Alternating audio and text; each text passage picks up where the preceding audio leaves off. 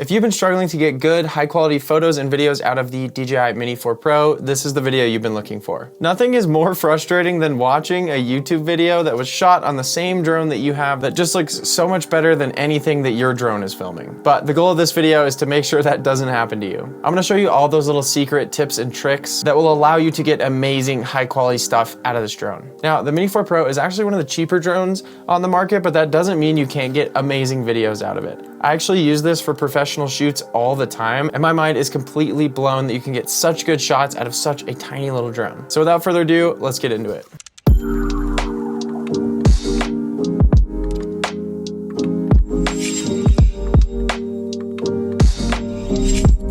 All right, so I have my drone all reset back to the factory settings. So if you just got this drone, this is exactly the same for you. All right, so let's start off with some basic settings in the menu. First off, before I get into the video settings, I'm gonna give a couple flight settings just to improve the overall experience of flying the drone.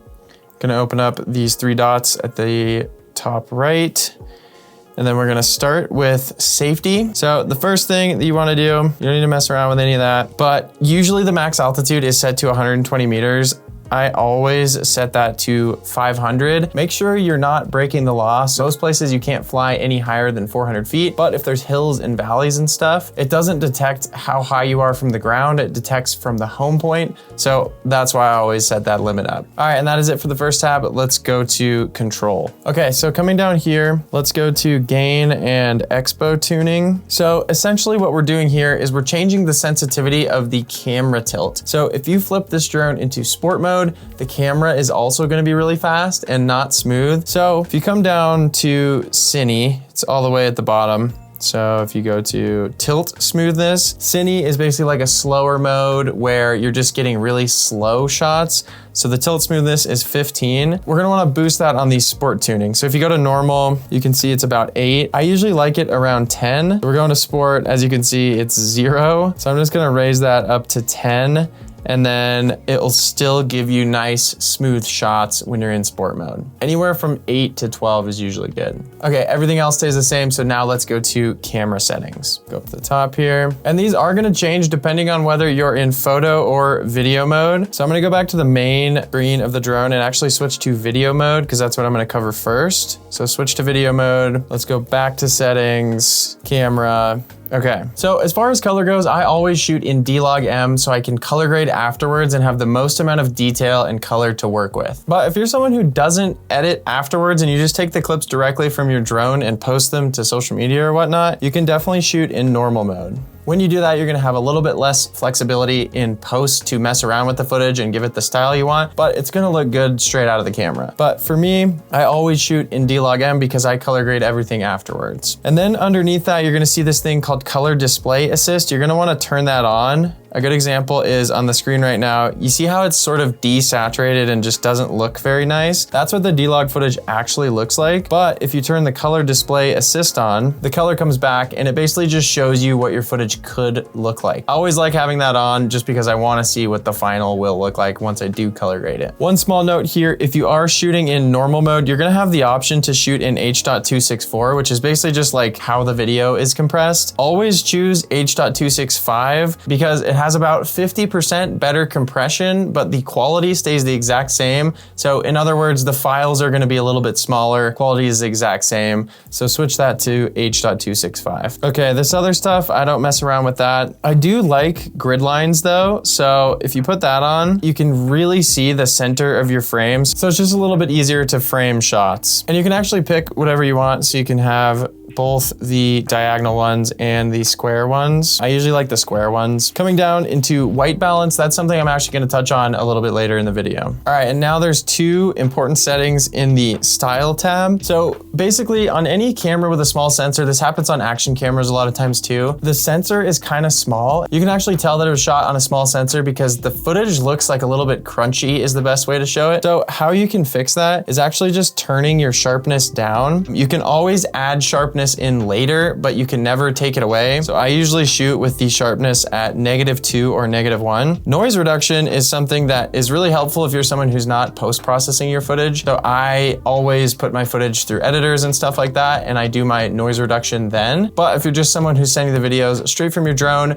to your phone to post on social media and you're shooting in a dark environment, you can turn the noise reduction up. Okay, so that's it for these settings. Let's hop into the main settings. Before we get to the next part of this video, I wanna let you guys know that this video is brought to you by Artlist. And I wanna show you exactly how I made this clip of our car in Iceland using AI. If you've never done anything like this before, I just want to show you how crazy simple it is using Artlist. Just last month, they introduced Nano Banana, which in addition to obviously having the coolest name known to man, is the most advanced AI image model out there. So I shot this photo of our car in Iceland, but I didn't really like the background quite as much as some of the other locations that we shot. So I wanted to see if I could use AI to combine the images and then turn that into a video. So I just opened up Artlist AI image and video tab and uploaded the photo I wanted to use as the background. I didn't really like the lighting conditions we got either, so I asked it to make the background shot at sunset as well.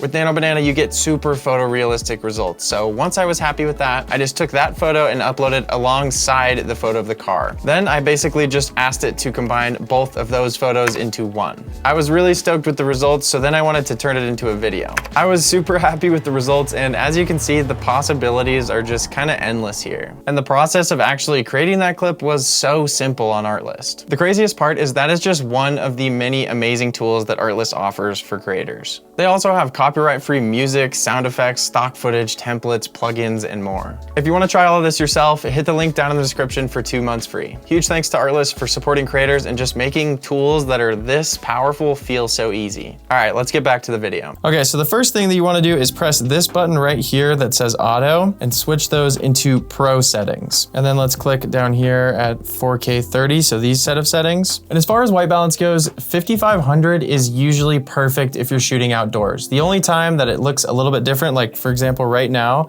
the auto white balance picked up 4300 is just because we're inside and there's all these different lights with different color temperatures. So if you're outside, most of the time you can shoot at 5500, lock it in, and then turn off auto. The reason that you don't want it on auto is, let's say you're doing a tilt. Sometimes the camera will detect a different white balance for tilting down versus tilting up, and it kind of messes up the entire clip. So you definitely want it off of auto mode. A good little trick if you are shooting indoors, like for example, if I'm shooting in this room, I could just turn it on auto, see what it sets it to. So in this case, it's 4300, and then just turn off auto so it's not constantly adjusting. For resolution, I always shoot in 4K. It's just way better. You can crop in if you want to, so I definitely recommend shooting in 4K. And then for frame rate, most of the time I'm shooting in 30 FPS, but if I do want to shoot some slow-mo, I'll change that over to 60 FPS. And this drone is actually capable of shooting 4K 100 frames per second, and I'll show you guys how to do that in a second. So for now, let's go back to 30 frames per second. And the reason I shoot 30 is it just displays the best on YouTube and social media. The only time that I don't use 30 frames per second is if I'm shooting a specific project where everything else is in 24. For example, I shoot these motorcycle films, which if you haven't checked them out are up on my channel, where we're riding motorcycles from LA down to South America. But the videos we make from that are more like a Hollywood movie, so we shoot in 24 frames per second. So to match that, I switch this to 24. Okay, coming back here, color we already talked about, and the color display assist we also already talked about. Okay, so let's move on to the other set of settings here. So just click the f-stop and the shutter button over on the right side. Okay, so here, to be honest, is probably the most important settings that you're going to be using. For ISO, you want it as low as you possibly can. So I'm gonna turn off auto. The settings are gonna be a little bit wonky just because I'm in my office right now and it's a little dark, but you wanna turn off auto on both of those. Right now, it's giving me auto ISO at 400. So if I turn it down to 100, it's gonna be too dark. And ISO and shutter, you kind of just work to balance them. So if I wanted to have lower ISO, I could switch my shutter speed to something that's lower, and it brightens it up a little bit. And you really can shoot up to about 800 ISO on the Mini 4 Pro without it looking completely terrible, but you just try to keep your ISO as low as possible. Primary setting that you want to lock off and make sure is always the same is the shutter speed. So the rule for shutter speed is called the 180-degree rule, which basically just means you want your shutter speed exactly double what your frame rate is. So in this case, we're shooting in 4K 30, so I want my shutter speed to be 1/60. So that's the first setting that I mess with. And then from there, I can go into my ISO and kind of balance it back out and make sure it looks good. However, you probably noticed if you tried this before, if you point the drone outside, it's way too bright. So even if I lower the ISO, it's still not dark enough and it's way overexposed. And that is where these come in. These are arguably like the most important thing when it comes to getting the best footage possible, because these allow you to stick by the 180-degree rule. And this is a set of ND filters, which essentially is just like sunglasses for your drone. So if I put this over, you can still see through it, but it darkens it down, allowing you to keep your shutter speed at double your frame rate. Also, there is a huge freaking deer in my backyard right now. Wow. I'm gonna show you the difference right here. So that is without an ND filter. Put an ND filter on and you get that perfect exposure. Oh my God, I can't believe it. I'm just gonna switch this to auto settings really quick. All right, I gotta hit record real quick and show you guys this freaking deer that's in my backyard. Look at that dude. Oh my God.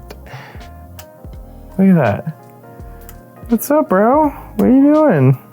All right, well, it seems like homie is just hanging out over there. And like I said, this transfers to whatever frame rate you're shooting at. So if you're shooting at 4K 60, have your shutter speed 120. And this is just the most important rule when it comes to things, because it allows your footage to have motion blur. Motion blur is just a natural thing that the human eye sees when it looks around. Everything isn't just perfectly clear all the time. And the difference between having motion blur and not having motion blur just makes a massive difference in how good the shot looks in the end. Now, I said I was gonna show you guys how to shoot slow-mo. So how you do that is you wanna tap the video icon. There's a couple options. You just go to slow motion. And once you're on that page, let's go back to pro settings. You can come up here. You can change your settings to 4K at 100 frames per second, which is really, really slow, and the footage looks great. Okay, next up, let's talk about photo settings. So what I'm gonna do is just press this and click the photo icon. And honestly, photo settings are pretty simple. If you're primarily shooting photos, you don't necessarily need ND filters because it doesn't matter as much. You can just crank the shutter speed up pretty high and still the result will be good. So let's go here, let's switch away from auto to pro, come in here, and the most important thing that you can do is switch from JPEG to RAW. RAW photos just have so much more detail, so much more color, and are just way better to edit. If you don't think you're gonna be editing anything in post, at least do JPEG plus RAW, just so you have the option later on. Other than that, aspect ratio, I usually keep the same. You're gonna wanna switch the megapixels from 12 to 48. What this is gonna do is just gonna give a lot more detail to your photos. And while it does take a little bit more time, like if you take a photo, it's gonna buffer for a little bit longer, the results are way better, so it's worth waiting a second. As far as the other settings, all the other principles apply. I'm definitely more likely to shoot on auto when I'm shooting photos, but one thing you wanna be careful of is to make sure your ISO, again, never goes over 800. Honestly, 800 is kind of pushing it. So ideally keep it at 100 and then just crank your shutter speed if you need. ISO basically just adds this weird grain into your footage that you definitely don't want. Okay, so that is it for the settings. The last thing that I did want to talk about was if you are planning on editing your footage and you want to give it that like cinematic look that you see on the videos that I have on my channel, the way you do that is by adding video filters or LUTs. You can find some LUTs for free online if you don't want to pay for them, but I do sell a pack of 4 LUTs. It's just really simple. You just put them on the footage and adjust them a little bit and the results look really good. So if you want to support the channel and just get that same cinematic look that you see here on my page, I'll leave a link down in the description below. I'm a little terrified that these deer are going to attack me because homie is just sitting in the yard still. But thanks so much for watching this video. I'll see you on the next one and I'll show you the deer again. So there might only be one right now. There's another one a minute ago. Damn, that is a big one. All right, guys, thanks for watching. I'll see you on the next one. Peace.